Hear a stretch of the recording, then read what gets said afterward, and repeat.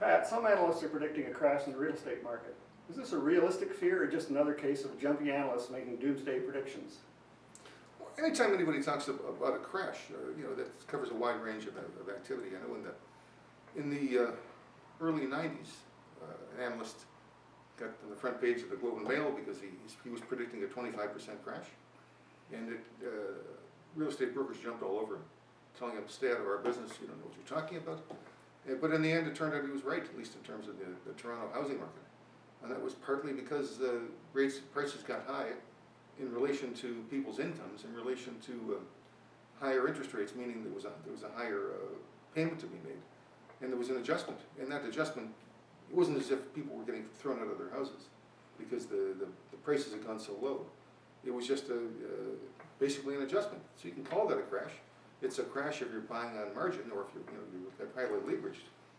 But it's not a huge crash the way the crash happened in the States in the previous sort of 6-7 years when the prices really fell through the floor. Prices fell 50-60% in many areas in the States. So I don't see any kind of crash like that here in Canada. And I think the damage is already done in the States in terms of the real estate market.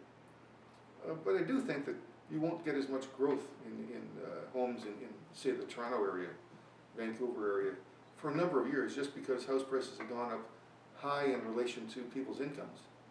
And interest rates are low in relation to the historical record.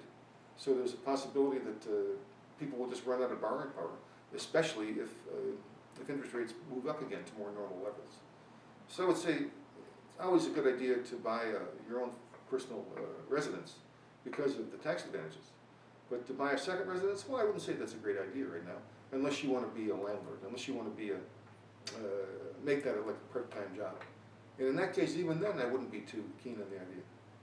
So the answer is, well, real estate's not a great area of opportunity right now, but it's not terribly risky as long as you keep it within a reasonable part of your net worth, of your total net worth.